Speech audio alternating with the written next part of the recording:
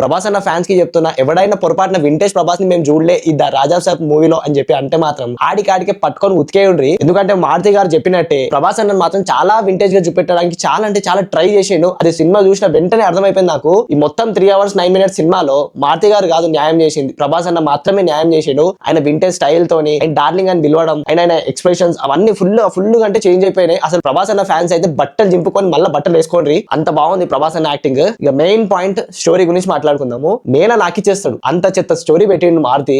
నాకు ఫస్ట్ నుంచే డౌట్ ఉంది మారుతి మీద, ఏదో చేసి మనకు చెక్కేస్తాడు ఇంకా అనుకున్నా. కరెక్ట్ కుసున్నాను లేదో ఫస్ట్ హాఫ్ ఎంత రాడ్ రొట్ట అంటే లిటరల్ నేను కుసలేకపోయినా.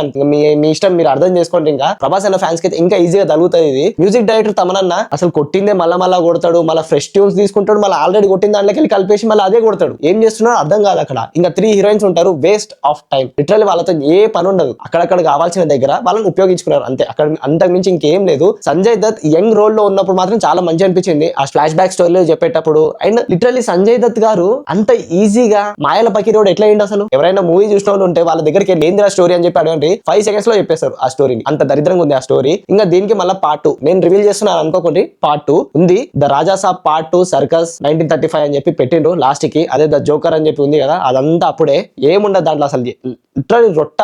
మెయిన్ గా ఎమోషనల్ సీన్స్ లలో ఆ హాస్పిటల్లో ఒక దగ్గర మాత్రం చాలా అంటే చాలా బాగా చేసిండు ప్రభాస్ అన్న మాత్రం. అసలు చాలా రోజులకు చూస్తున్నాను అనిపించింది నాకైతే ప్రభాస్ అన్నని అట్లా ఎమోషనల్ గా ఆ వేలో. ఇంకా డైరెక్టర్ మారుతి మాత్రం మొత్తం ఇంకా పండబెట్టేసిండు, అందరిని పండబెట్టేసిండు. ఫస్ట్ హాఫ్ సెకండ్ హాఫ్ మొత్తం అందరిని పండబెట్టేసిండు. ఈ పోస్టర్ అసలు ఎందుకు రిలీజ్ చేసిండు నాకు అర్థం కాదు. సినిమాలో పెట్టాల్సిన అవసరం లేనప్పుడు ఎందుకు రిలీజ్ చేసిండ్రు? అసలు దీనికి తగిన ఏ సీన్స్ కూడా ఉండవు మనకు. లిటరల్లీ మొత్తం అంతా లాస్ట్ మినిట్ లో డిలీట్ చేసేసిండంట. ఒకవేళ మీకు ఎవరికైనా తెలియకపోతే మాత్రం మీరే ఎర్రి పప్పలు, నేనేం చేయలేను. నేనేదో రివీల్ చేస్తున్నాను మాత్రం అసలు అనుకోకుండ్రి. ప్రభాస్ అన్న కామెడీ టైమింగ్ తప్పితే మీకు ఆ సత్య అండ్ వీటివి గణేష్ వీళ్ళ కామెడీ టైమింగ్ మాత్రం భలే చెత్తగా అనిపిస్తాయి. సప్తగిరి వస్తాడు, లిటరల్లీ నిద్ర వచ్చేస్తుంది ఆ కామెడీ చూసిన వెంటనే. ఓ తెగ ముత్తుకున్నాం ప్రీమియర్స్ అని చెప్పి. ఆఖరికి 11:55 కి ఇప్పుడు అయింది సినిమా, 4 గంటలకు సినిమా అయింది నాది. ఇంకా అర్థం చేసుకోండి మీరే. ఇంకా ప్రభాస్ అన్న ఫ్యాన్స్ ఎవరికైనా నచ్చకపోయి ఏదైనా ఉంటే మాత్రం కింద కామెంట్ లో చెప్పండి, గుద్దులాడుకుందాం మనము. నాకైతే సినిమా నచ్చలేదు. ప్రభాస్ అన్న కోసం వెళ్తా అంటే మాత్రం పక్కా ఇల్లుండ్రి. ప్రభాస్ అన్న వింటేజ్ లుక్ ని మాత్రం ఎంజాయ్ చేస్తారు మీరు. ప్రభాస్ అన్న కామెడీ టైమింగ్ ని ఎంజాయ్ చేస్తారు మీరు. అది తప్ప ఏది కూడా మీరు ఎంజాయ్ చేయరు. ఇది మాత్రం నేను పక్కా ఛాలెంజ్ చేసి చెప్తా మీకు. That's the review on the Raja Saab.